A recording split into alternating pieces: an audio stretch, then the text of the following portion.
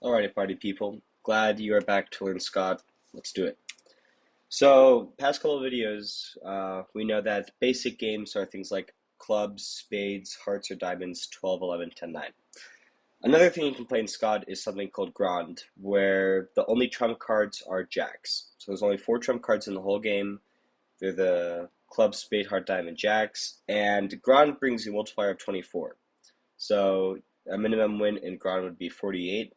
Ideally in Grand, you have a bunch of high cards and other suits, and you can take home the jacks by just drawing them from your opponents, and that's Grand.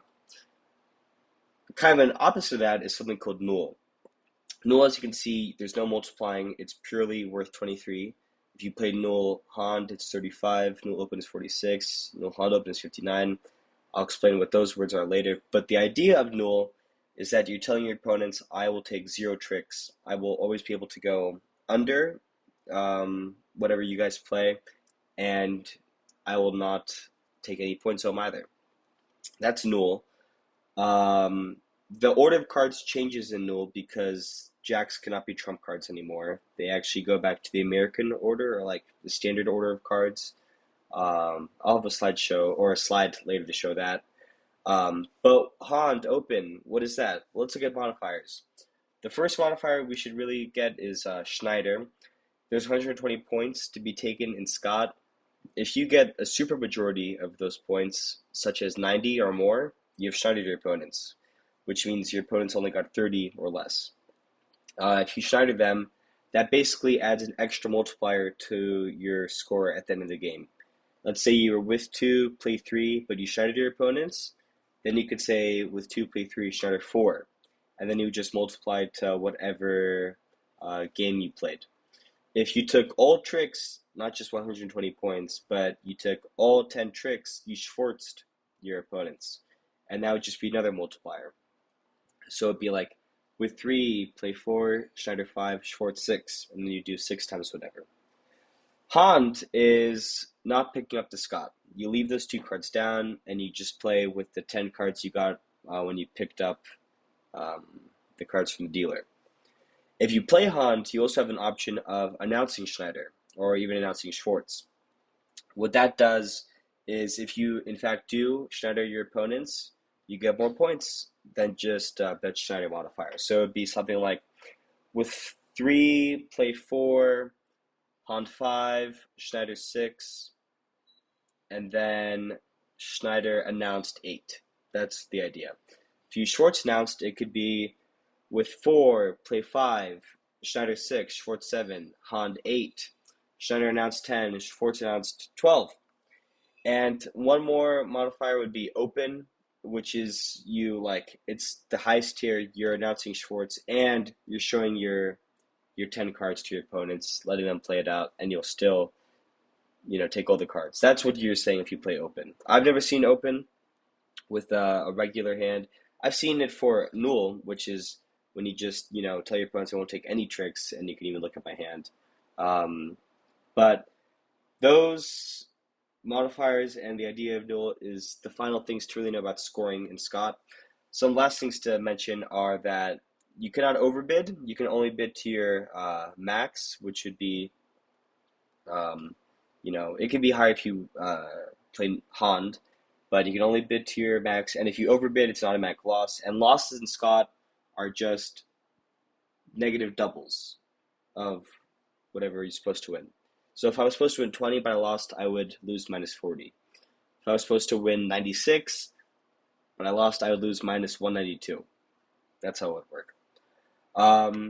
Just to clarify about the order in Null, in Scott, the lowest cards are 7, 8, 9, then Queen and King, and then your higher cards are 10 and Ace, and then Jacks are the highest in Scott, and they're always trump cards. In Null, Jacks are no longer trump cards, and the order goes 7, 8, 9, 10, Jack, Queen, King, Ace. It's a standard version of cards usually, but Scott, as you can see, does it differently. So let's look at an example of a Null. This is from 2023. You can see the gentlemen are so happy to play. So we have Thomas, Daniel, and Matthias.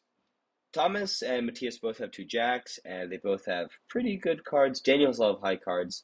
But if we look at the Scott, there's a nine of clubs and a queen of spades in there. As you can see, so right now, Matthias is bidding to Daniel. Daniel passes.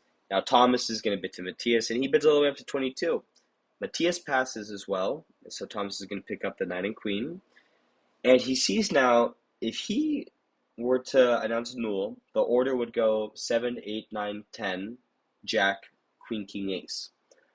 He has the jack of spades and the jack of diamonds, but if he got rid of the diamond jack and the diamond king, which, as we see, he's going to do, his two suits would be clubs and spades, and in clubs he would have the 7 and the 10 and the 9, and in spades he would have the 7 and the 9 and the jack.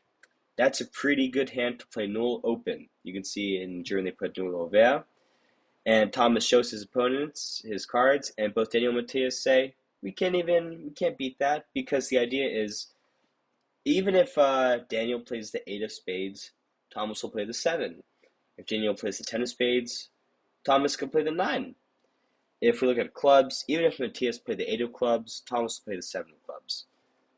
Because Thomas is proving to them that he will not take any tricks, he automatically wins. As you can see, his only points were the two cards he put away in the Scott, and his opponents took all the rest.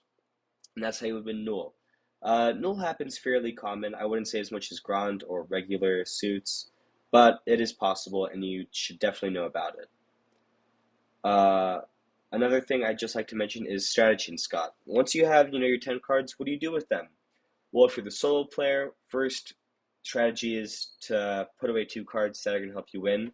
You can either put away cards you don't have a lot in the suit of, so if I only have 1 diamond, put away the diamond. If I have a 10 by itself, put away the 10. If I have a 10 and other cards with it in that suit, I probably keep it because it's possible I can take it home if the ace is played. If not, though, that's something to think about if you do want to put away a 10. If you are the sole player and you were to put away 2 cards, strategy is to pull out your opponent's trump cards. You can do that either by, well, what I would recommend, either by playing low cards in the trump suit or playing the jacks and seeing if you can just take home points. With your other high cards and other suits, I would be patient with them and try and use them at the end to take points home. If you're a team player, there is principle in Scott, and the idea is long way short color or short way long color. Basically what that's saying is, if I'm the first person to play a card and the solo player is the furthest away from me is third, then what I should come out with is a card I don't have a lot in the suit of.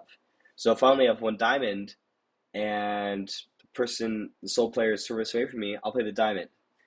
Or if they're second, like in the order, or they're to my left, like they're closer to me, that's short way. Play a card you have a lot in the suit of. Now the only nuances to this is, let's say I do have a card, just 1 in the suit, but it's part of the trump suit.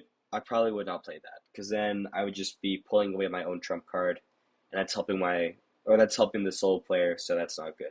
So if you cannot play principal, just test the waters with lower cards and suits like 7s, 8s, or 9s, or queens, and keep your high cards till you know more information. Later on in the round, as a team player, it's best to take risks to try and sweeten tricks for you and your teammates so you can get points home. The only way to win is if you get 61, so don't be afraid to take risks, and never purposely blank your own 10. This also applies to solo players, because you'll see this mistake, but never put away or never play a card into a trick where the ace is still out there, and next time you play in that suit, you play your 10 and the ace just takes it. Do not blank a 10. And the biggest strategy in Scott is always count your cards.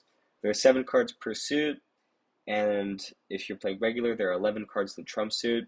Always be aware of which cards are left, so that way if you have the next highest card, you can take it, or get this points home, keep control. But that's really the most general idea of strategy in Scott.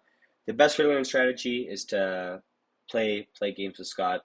You can either play with like a regular deck at home and just play Skat with like, you know, American cards, or you can go in the App Store, download a free Skat app, and just play hands against computers. Anything you want. Something we could just end with is looking at hands. Would you bid with this hand?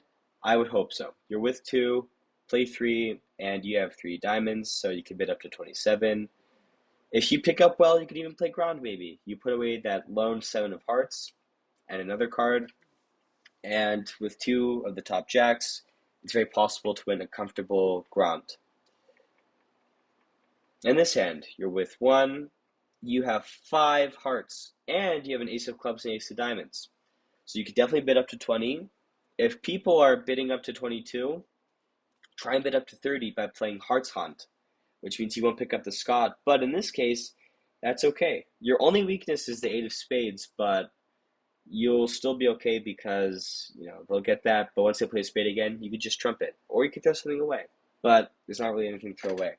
So this is a pretty good hand. I would definitely bid for this. Do not pass with this hand. Definitely do pass with this hand, though. As you can see, you're without one, and you have an equal amount of hearts and diamonds, so you can bid up technically to 18 or 20, but you only have one ace, you only have one jack, and those two tens. One of them is blanc, so I would pass with this. This hand is much more compatible if you're a team player, and you can try and sweeten for your opponent, but I would pass with this. At first glance, you might want to pass with this hand too, because you're without two, you only have the third jack, and you only have one high card, you only have the 10. All other cards are sevens, eights, and nines. But wait, all your other cards are sevens, eights, and nines. You could probably play null with this. The order would go 7, 8, 9, 10, jack, queen, king, ace. So diamonds are definitely set, and hearts are definitely set. In spades, I'd say definitely set. And in clubs, the eight of clubs, you'll be fine. So with this, I could play Null. You could play Null Hand maybe. Null Hand open. This is a very ideal hand for Null. But after that, I mean, that's basically all the strategy and technique you need to know for Skat. So hopefully you're ready to play. Thank you for watching.